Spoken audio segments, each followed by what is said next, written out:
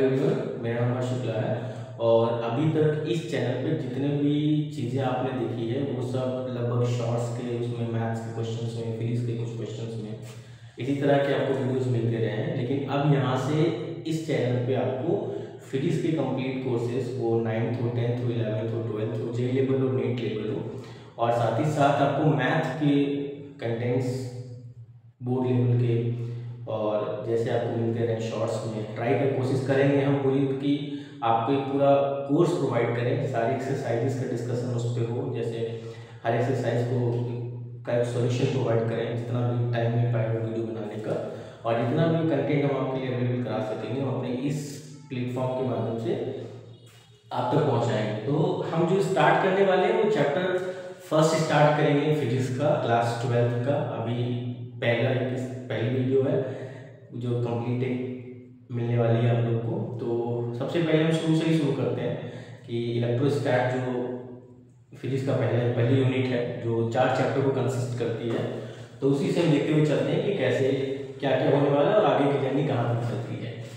तो हमारे पास पहली यूनिट जो है वो इलेक्ट्रोस्टैटिक है और इलेक्ट्रोस्टैटिक जो है वो दो चीज़ों से मिलकर के बनी है।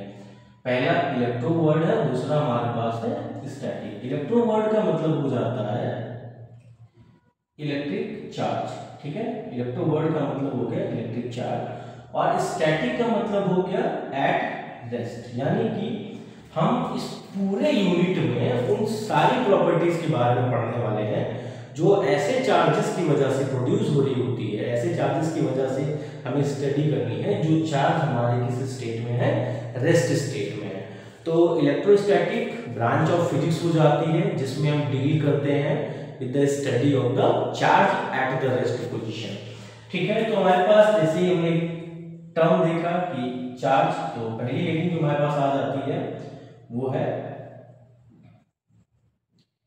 Electric charge. कि इलेक्ट्रिक चार्ज क्या होती है, तो इलेक्ट्रिक चार्ज होता है कि it is a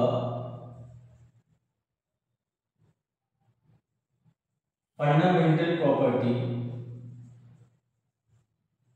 by which it attract or repel to other, ठीक है। किसी सब्सटेंस की फंडामेंटल प्रॉपर्टी हो जाती है जिससे कोई सब्सटेंस किसी चीज को रिपेल करता है या अट्रैक्ट करता है, ठीक है। जैसे इलेक्ट्रिसिटी की प्रेजेंस को हमें देखना है कि एक वॉल है, हम जाकर के उसको टच कर रहे हैं। अब हम उसको टच कर रहे हैं, जैसे हमने इस पोर्शन को टच किया, अब हम यहाँ पे इसकी अट्रैक्शन में आए हैं या इसने हमें बेसिकली चिपका के रखा है, ये चीज पता नहीं चलती। हम टच करने जा रहे थे इसको, ये हमें पता नहीं चल रहा है। यानी एक यहाँ से कॉन्सेप्ट ये आ गया कि जो रिपल्सन होता है, रिपल्सन, ये रिपल्सन जो है ये एक्सप्लेन करता है किसको, प्रेजेंस ऑफ चार्ज, ठीक है। प्रेजेंस ऑफ चार्ज को हमारा जो रिपल्सन है वो एक्सप्लेन करेगा। क्यों, जैसे हाउस होल्ड सर्किट में जितनी भी चीजें होती हैं ऑलमोस्ट उसमें रिपल्सन का केस है। आपको कहीं भी अगर करंट लगती है, आप टच करते हो तुरंत आपको झिटक देता है, बाहर की तरफ आपको तुरंत रिपल कर देता है, ठीक है। तो वो ये यहाँ से हम आपको मतलब रिपल्सन जो है वो प्रेजेंस ऑफ चार्ज को बता रहा होता है। तो नेक्स्ट हमारे पास है जो हमने चार्ज देखा, तो हम सबसे पहले देखते हैं कि चार्ज का सिंबल क्या होता है। सिंबल इसका क्यू है। इसकी यूनिट क्या है, इसकी यूनिट हमारे पास कूलम हो जाएगी। कूलम हमारे चार्ज की यूनिट है और दो हमारे पास इसके फॉर्मूले आ जाते हैं। एक पहला Q equals to N into E होता है, दूसरा Q equals to I into T होता है, ठीक है। इसी दोनों पोर्शन को हम जब साथ में लाते हैं तो Q इक्वल्स टू IT हो गया, I equals to Q by T हो गया। फिर हम Q की जगह पर N into N by T रख देते हैं, तो ये हमारे पास फॉर्मूला आ गया I equals to N by T। अब टर्म्स देख लेते हैं कि कौन कौन से टर्म्स यहाँ पे किस किस को रिप्रेजेंट करते हैं। सही से देखेंगे हम, Q हमारा चार्ज को बता रहा होता है, ठीक। N हमारा नंबर ऑफ इलेक्ट्रॉन्स को बता रहा होता है। N के बारे में 3 चीजें हमें जाननी जरूरी है कि N हमारा Z में बिलोंग करेगा, N कभी भी फ्रैक्शन में नहीं आएगा, और ये इंपॉर्टेंट चीज है कि फ्रैक्शन को लेकर के, क्योंकि इसके बाद इसी से रिलेटेड अभी क्वेश्चन डिस्कस करेंगे। n के टर्म में अगर 10 इन्वॉल्व होता है तो कभी भी नेगेटिव पावर में नहीं आएगा, यानी n की जो वैल्यू आएगी वो हमेशा पॉजिटिव पावर में आनी चाहिए, क्योंकि नेगेटिव में आने का मतलब वो डेसिमल जाएगा, डेसिमल जाने का मतलब है कि वो पूरा टर्म जो आ रहा है वो फ्रैक्शन में आ रहा है, ठीक है, तो ये चीज नहीं होगी। तो इलेक्ट्रिक चार्ज के बारे में इतनी सारी चीजें हो गई हैं, ठीक है। नेक्स्ट चीज जो हमें डिस्कस करना है वो टाइप्स ऑफ चार्ज के बारे में डिस्कस करना है कि electric charge basically types of charge क्या होते हैं। तो देखते हैं इस चीज को। अब अगर हम नेक्स्ट चीज देख रहे हैं वो है टाइप्स ऑफ चार्ज। तो टाइप्स ऑफ चार्ज बेसिकली दो तरह के हैं। पहला एक चार्ज है पॉजिटिव चार्ज और एक चार्ज है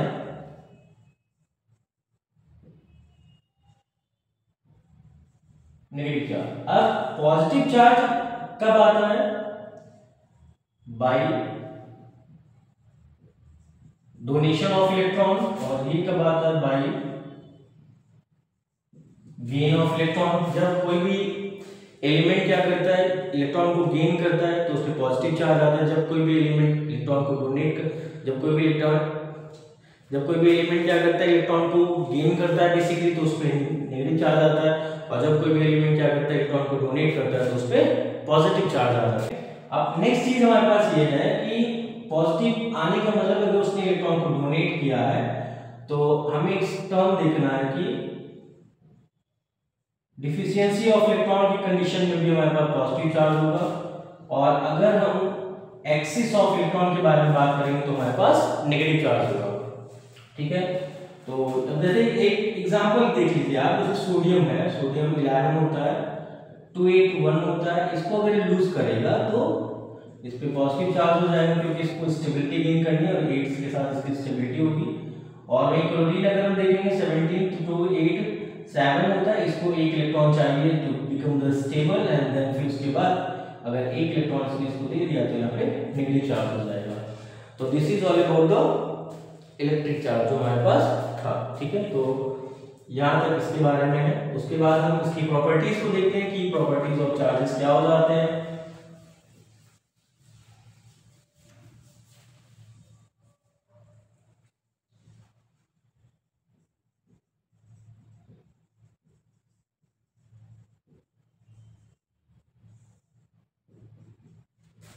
अब प्रॉपर्टीज ऑफ चार्ज में कई सारी प्रॉपर्टीज है उसकी, तो पहले दो तीन तो बेसिक हम देख लेते हैं जिनके बारे में पढ़ना है। जैसे जो हमारे पास चार्ज और इलेक्ट्रॉन आता है वो माइनस का 1.6 इंटू 10 की पावर माइनस 19 कूलम है। जो हमारे पास चार्ज और प्रोटॉन आता है वो पॉजिटिव का 1.6 इंटू 10 की पावर माइनस 19 कूलम है। सेकेंड प्रॉपर्टी हमारे पास है additive nature of charge, charge का एडिटिव नेचर, ठीक है। चार्ज का एडिटिव नेचर का मतलब ये हो जाता है कि किसी भी बॉडी पे अगर कई सारे पार्ट में चार्ज डिस्ट्रीब्यूट है तो जो नेट चार्ज होगा वो उन सबका सम हो जाएगा। यानी कि जैसे मान लीजिए कि हमारे पास ऐसे बॉडी है और इस पे हमने तीन चार्ज से डिस्ट्रीब्यूट किया, पहला प्लस का Q1, दूसरा माइनस का Q2, यहाँ पे माइनस का Q3, इसमें प्लस का Q1। तो जो नेट चार्ज हो जाएगा वो इन सब का अलजेब्रिक सम हो जाएगा, यानी Q1 minus Q2 minus Q3। उनके चार्जेस उनके सिंबल की बिहाफ पे सारी चीज को हम एज इट इज ऐड कर लेंगे, जैसे बेसिक कैलकुलेशन हम करते हैं। तो ये चीज हमारे पास हो जाएगी। थर्ड प्रॉपर्टी जो हमारे पास है वो क्या है? कंजर्वेशन ऑफ चार्ज है। अब कंजर्वेशन ऑफ चार्ज हम आज से नहीं पढ़ते हैं, हमें बहुत पहले से कंजर्वेशन ऑफ चार्ज के बारे में पढ़ाया जाता है। कंजर्वेशन ऑफ चार्ज क्या होता है? कंजर्वेशन ऑफ चार्ज का मतलब हो जा रहा होता है कि charge can neither be created not be destroy, can transfer from one body to another body, ठीक है। तो ये बेसिक सी डेफिनेशन है इसकी कि चार्ज को ना तो क्रिएट कर सकते हैं ना डिस्ट्रॉय कर सकते हैं, पर एक बॉडी से दूसरी बॉडी में हम इसको क्या कर सकते हैं? ट्रांसफर कर सकते हैं, ठीक है। तो ये दूसरी प्रॉपर्टी है इसकी। जो नेक्स्ट प्रॉपर्टी और इम्पोर्टेंट सबसे ज्यादा इंपॉर्टेंट प्रॉपर्टी है वो हमें देखना है, जिसको हम कहते हैं क्वांटाइजेशन ऑफ चार्ज। कि क्वांटाइजेशन ऑफ चार्ज क्या होता है?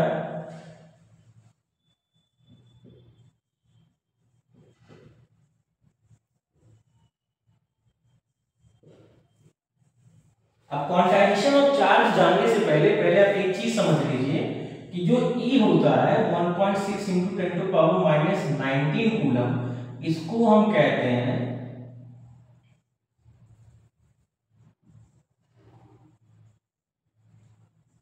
Elementary charge. और एलिमेंट्री चार्ज का मतलब हो जाता है लीस्ट पॉसिबल चार्ज। जैसे आज के टाइम का सबसे छोटा सिक्का 1 रुपया है, उसी हिसाब से ये सबसे छोटा चार्ज है जो कि पॉसिबल है, इससे छोटा कोई भी चार्ज पॉसिबल नहीं है।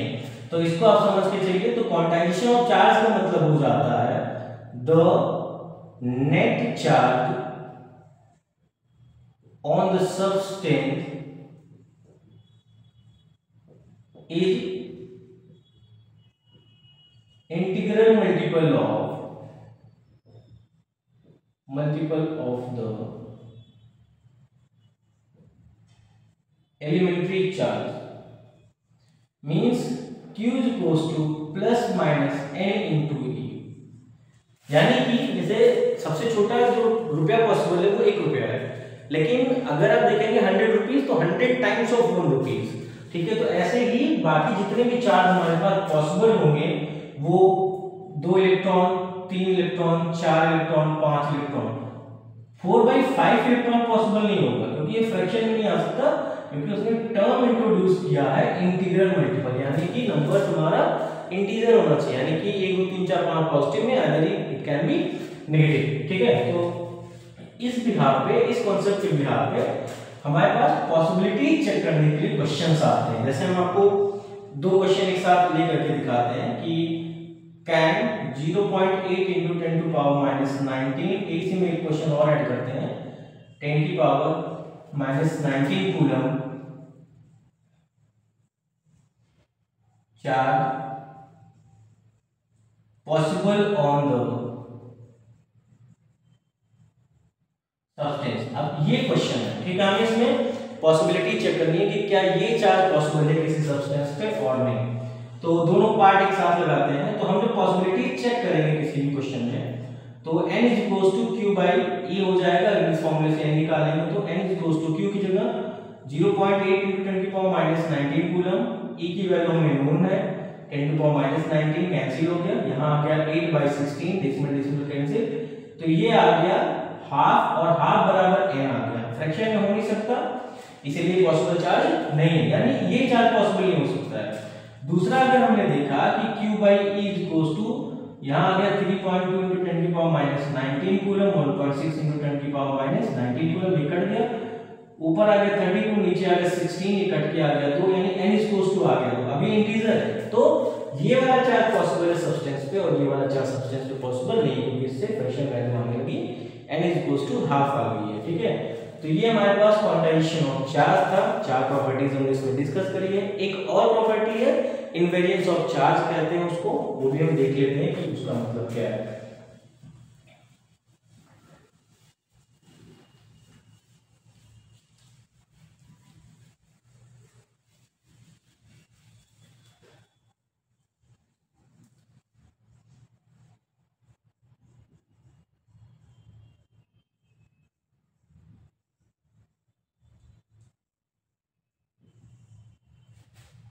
इनवेरिएंस ऑफ चार्ज का मतलब ये है कि किसी बॉडी पे जो चार्ज है वो उस बॉडी के मोशन से, उस बॉडी की वेलोसिटी से कोई इंपैक्ट उस पर नहीं होगा।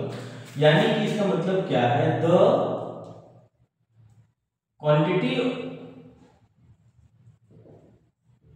Quantity of the charge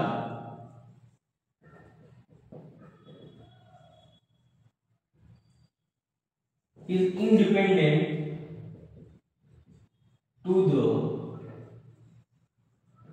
speed of body. जैसे हमारे पास ये बॉडी है, मान लो कि इस पे चार्ज 10 कूलम है और ये v स्पीड यानी 20 मीटर पर सेकंड की स्पीड से मान लेते हैं कि मूव कर रही है, तो जो किसी भी पोजीशन में पहुंचने के बाद भी इसके चार्ज वही रहेगा जो अभी है, ठीक है, तो वो उस पर डिपेंड नहीं करती है। तो ये हमारे पास this is all about the electric charges and इसकी बाद प्रॉपर्टी। अब एक चीज हमारे पास अभी इसमें और बची है जो अभी हम डिस्कस नहीं करेंगे, हमें बाद में इसको डिस्कस करना है, वो है ओरिजिन ऑफ चार्ज, कि चार्ज प्रोड्यूस कैसे हुआ है, चार्ज के बारे में और 2-3 मेथड्स हैं, जैसे इसके कॉन्सेप्ट में भी हम बाद में बात करेंगे, वो है रबिंग मेथड, हम फ्रिक्शन के थ्रू प्रोड्यूस करते हैं इसको। दूसरा मेथड है इंडक्शन मेथड, एक दूसरे को कांटेक्ट में लाने की कोशिश करते हैं। और थर्ड मेथड है कंडक्शन मेथड, ठीक है, एक दूसरे से टच करा के हम बॉडीज में चार्ज ट्रांसफर करने की कोशिश करते हैं। तो यहाँ तक इतनी सारी चीजें हैं। नेक्स्ट टॉपिक हमारे पास है कूलम्ब्स लॉ। तो कूलम्ब्स लॉ हमें एक्सप्लेन करता है कि दो पॉइंट चार्जेस हैं हमारे पास, Q1 और Q2, और they are separated by smaller distance. तो इनके बीच का जो फोर्स होगा वो कितना, उसका मैग्नीट्यूड आएगा, ये सारी बातें में एक्सप्लेन करता है। तो हम सबसे पहले इसकी स्टेटमेंट देखते हैं कि इसकी स्टेटमेंट क्या है। स्टेटमेंट कहती है the force of attraction or repulsion between two point charge is directly proportional to the product of their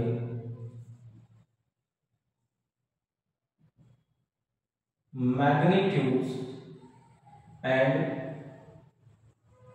inversely proportional to the square of distance between them। ठीक है, अब एक चीज इसमें और आती है कि जो फोर्स होता है वो बेसिकली लीनियर एक्ट करता है, इधर से इधर की तरफ, मतलब एक लाइन के अलोंग एक्ट करता है। ये F1 F2 जो भी है मैग्नीट्यूड सेम होता है क्योंकि चार्जेस की वैल्यू सेम है। ठीक है, तो हमें जो यहाँ से देखना है, इन्होंने कहा दो तीन बातें इन्होंने एक्सप्लेन की है। सबसे पहले तो उन्होंने कहा कि ये फोर्स जो वो अट्रैक्टिव और रिपल्सिव दोनों हो सकता है। बिल्कुल सही बात है, क्योंकि चार्ज का नेचर पॉजिटिव नेगेटिव दोनों हो सकता है। अगर पॉजिटिव पॉजिटिव है तो हमें पता है कि वो एक दूसरे को रिपेल करेंगे, नेगेटिव पॉजिटिव है तो एक दूसरे को अट्रैक्ट करेंगे। जो हमने कॉन्सेप्ट पढ़ रखा है कि सिमिलर चार्जेस एक दूसरे को रिपेल करते हैं और जो अपोजिट चार्जेस होते हैं एक दूसरे को अट्रैक्ट करते हैं। सेकेंड चीज उन्होंने कहा कि ये जो चार्जेस हैं इनका नेचर होना चाहिए कि they should be point charge. ठीक है, अब पॉइंट चार्ज का मतलब ये हो जाता है कि जो इनकी साइज है वो इनकी डिस्टेंस के कंपैरिजन में बहुत छोटी हो। ठीक है, जैसे एक पर्सन कोई खड़ा है, वो किसी प्लेस पे खड़ा, दूसरी प्लेस जो यहाँ से 300-400 समथिंग किलोमीटर डिस्टेंस पर हो, तो उस डिस्टेंस के कंपैरिजन में उसकी साइज जो होगी वो पॉइंट साइज हो जाएगी। थर्ड उन्होंने कहा कि जो प्रोडक्ट होना चाहिए वो उसके मैग्नीट्यूड का के प्रोडक्ट के बराबर होना चाहिए। चार्ज का मैग्नीट्यूड लेना है, यानी यहाँ से हमें साइन से भी कोई मतलब नहीं है। ठीक है, तो साइन से भी कोई मतलब नहीं है। तो अब आगे दैट इज कहना क्या चाह रहा है कि F जो है वो Q1 और Q2 के प्रोडक्ट के डायरेक्टली प्रोपोर्शनल है और इनके स्क्वायर के डिस्टेंस के, मतलब उनके डिस्टेंस के स्क्वायर के इनवर्सली प्रोपोर्शनल है। तो इन लोग अब इस दोनों को हम कंबाइन करते हैं, Q1 Q2 by are square, proportional sign हटाएंगे, हमें पता है कांस्टेंट लगाएंगे और ये आ गया हमारा K कूलम्बियन कांस्टेंट। ठीक है, अब इस कूलम्बियन कांस्टेंट के बारे में पढ़ लेते हैं कि ये K क्या है। इस K की value 1/4 pi epsilon not, symbol का नाम एप्सिलॉन नॉट, जिसकी वैल्यू 9 × 10⁹, यानी कि ये फॉर्मूला हमारा अब इस K की जगह पे सब्स्टिट्यूट होकर के आ गया कुछ इतना, यानी कि हम इसकी जगह पर 9 × 10⁹ भी रख सकते हैं। ठीक है, तो ये कूलम के फॉर्मूले हैं। ठीक है, ये फॉर्मूला उसी सबकी वैल्यू सब्स्टिट्यूट करके, तो ये कूलम का नियम है। कूलम फोर्स एक्सप्लेन करते हैं दो चार्जेस के बीच का, दो पॉइंट चार्जेस के बीच का बेसिकली। ठीक है, और भी बाद में क्वेश्चन डिस्कशन होना है कि पॉइंट चार्जिंग क्यों लिया है, बड़े चार्जेस के लिए उनके साथ क्या कंडीशंस आएंगी, तो सब बाद में एक्सप्लेनेशन देंगे। तो यहाँ इतनी सारी चीजें हैं। अब हमारा जो सारा कॉन्सेप्ट, अब यहाँ पर जो सारी चीज देखनी है वही एप्सिलॉन नॉट के बारे में देखनी है कि एप्सिलॉन नॉट क्या होता है। ठीक है, तो देखते हैं इसके बारे में।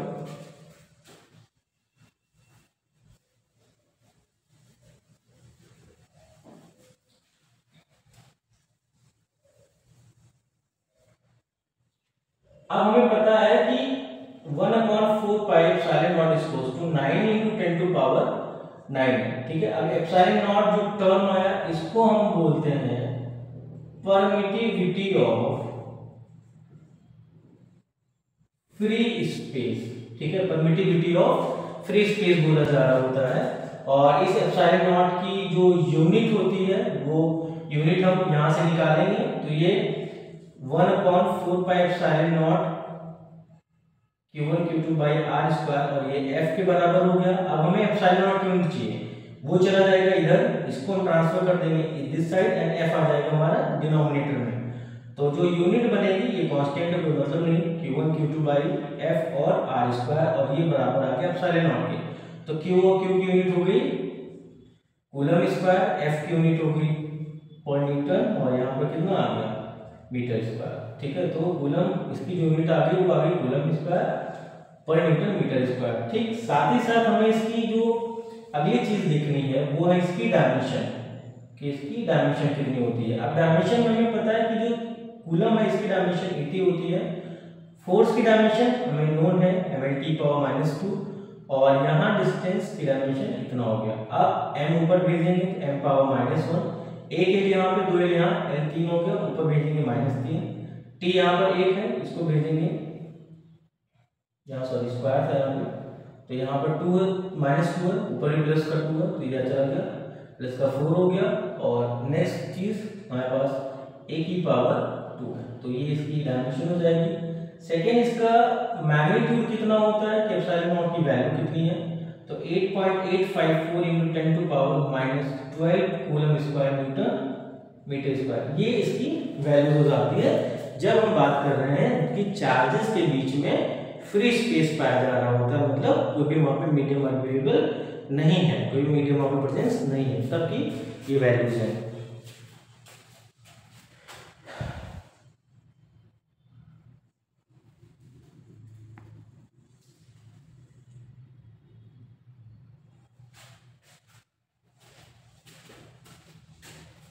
तो अब हम कंपैरिजन कर लेते हैं कि इसमें इसके मैग्नेट अगर कोई मीडियम की प्रेजेंस दिखाएं तो कैसे क्या चीजें होंगी, तो वो भी देख लेते हैं कि मीडियम के साथ इसके कैसे क्या रिलेशंस हैं। अब अगर हम एक साथ चीजों को लेके चलें कि इन मीडियम, जैसे दो चार्जेस के बीच में मीडियम प्लेस है, तो 1/4 पाई एप्सिलॉन नॉट, अब एप्सिलॉन नॉट नहीं आएगा, यहाँ एप्सिलॉन हो जाएगा, और फोर्स जो लगेगा वो Fm हो जाएगा, और Q1 Q2 by are square. अब अगर हम यहीं पर एयर या वैक्यूम का कॉन्सेप्ट इंट्रोड्यूस कर दें कि एयर या वैक्यूम में क्या होगा, तो F vacuum is equals to 1/4 pi epsilon naught Q1 और Q2 बाई आर स्क्वायर, ठीक है। तो ये आर स्क्वायर हो गया, रेशियो दोनों को डिवाइड कर लेते हैं, तो F vacuum upon F medium हो जाएगा, इससे इसको डिवाइड किया, ऊपर आ गया 1/4 pi epsilon naught Q1 Q2 by are square, नीचे आ गया 1/4 पाई एप्सिलॉन और Q1 Q2 by are square. तो ये पूरा टर्म ऐसे कट गया, 4 पाई कट गया, तो F vacuum upon F medium, ये लास्ट टर्म ऊपर चला गया, और यहाँ एप्सिलॉन नॉट, और यहाँ अब हमने इसके बराबर में एप्सिलॉन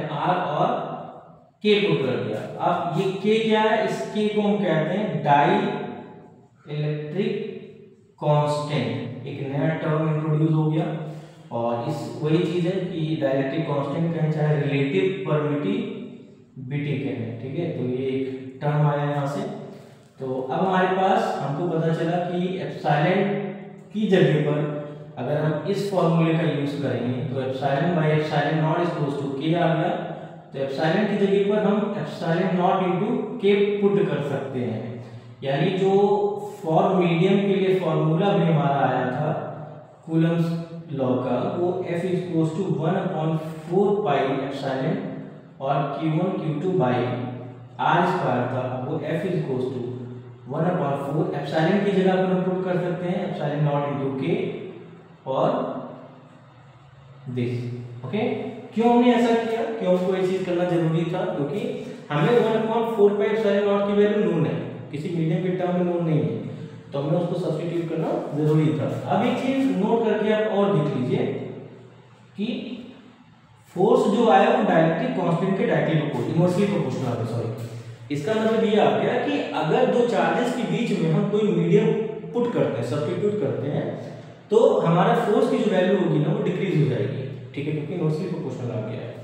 तो ये हमारे पास मीडियम के साथ रिलेशन था। इस पर रिलेटेड एक सवाल आता है, बाद में हम डिस्कस करते हैं उस पर। नेक्स्ट हमारे पास जो चीज है वो ग्राफ, इन दोनों तीनों मेथड के बीच का ग्राफ हमें देखना है कि जो भी हमने फॉर्मूले देखे हैं उनके सबके बीच में ग्राफ कैसे बनेगा, क्योंकि ग्राफिकल रिप्रेजेंटेशन कई बार ग्राफ पूछे गए हैं। हमने देखा कि f इनवर्सली प्रोपोर्शनल आए स्क्वायर ऑफ डिस्टेंस के दो टर्म्स, दो ग्राफ बनते हैं यहाँ से। अगर हम फोर्स और r के बीच का ग्राफ बनाए तो हमें पता है कि ग्राफ कुछ ऐसे बनेगा। नेचर ग्राफ का कैसा होगा, पैराबोला हो जाएगा, क्योंकि 2:1 का ग्राफ है। यहाँ पर इनवर्सली प्रोपोर्शनल में r स्क्वायर है और अंदर फोर्स की पावर 2 है। अगर हम इसी ग्राफ को 1/r स्क्वायर और फोर्स के बीच बनाएंगे तो ये ग्राफ हमारा स्ट्रेट लाइन हो जाएगा, ठीक है। तो इतनी सारी चीजें हमें देखनी है। अगर हम ग्राफ बनाते हैं डायरेक्ट्रिक कांस्टेंट और इसके बीच में, तो कुछ ऐसे बनेगा। इस तरह के ग्राफ का नेचर जो होता है उसको हम हाइपरबोला कहते हैं। अगर 1:1 ग्राफ इनवर्सली प्रोपोर्शनल का बनता है तो ये कुछ कूलम्ब लॉ के बारे में बात थी। तो हम इस चैप्टर का जो पहला सेक्शन था, जो अप्रॉक्स 30-40 मिनट के आसपास का ये पहला सेक्शन था, इसमें हमने चार्ज, उसकी प्रॉपर्टीज, कूलम्ब लॉ, उसके बेसिक सारे केसेस ये हमने डिस्कस किया है। जो हम नेक्स्ट वीडियो जो आपको इस चैप्टर का प्रोवाइड कराएंगे उसमें questions based on coulomb law, electric field और उसके 2-3 जो डेरिवेशंस हैं एक्सियल इक्वेटोरियल पोजीशन के, वो हमारे नेक्स्ट सेक्शन में होगा। थर्ड सेक्शन में हमारा ऑलमोस्ट इससे कवर करता हुआ कम से कम 20-30 क्वेश्चंस के आसपास जो बोर्ड लेवल पे अच्छे क्वेश्चंस पूछे गए हैं उसके डिस्कशन बाद उस पर डिस्कशन करेंगे। ऑलमोस्ट जितनी भी सारी चीज़ें अभी हम आपको प्रोवाइड कराएंगे इस चैनल पे वो सब कुछ बोर्ड लेवल का होगा, सीक्वेंस से होगा और सारी चीज़ें कंप्लीट चैप्टर एनालिसिस होगी। ये नहीं कि आधा सेक्शन हम आपको लीव करके या कोई टॉपिक हटा के, ऐसा कुछ भी नहीं होगा। जितने भी टॉपिक आपके कोर्सेज में हैं, इधर वो यूपी बोर्ड हो, ICSE हो, CBSE हो, सारे कंटेंट को हम प्रोवाइड कराने की कोशिश करेंगे आपको। Thank you so much. आप हमारे चैनल के साथ जुड़िए और जहाँ कहीं भी फर्स्ट वीडियो है, जहाँ कहीं भी आपको लगता है कि you can suggest to me to how you improve quality of videos या हाउ इम्प्रूव द कंटेंट, तो आप हमें सजेस्ट कर सकते हैं। हम उस पर काम करने की कोशिश करेंगे और काम करेंगे और आपको सेटिस्फाई करने की कोशिश करेंगे। Thank you so much.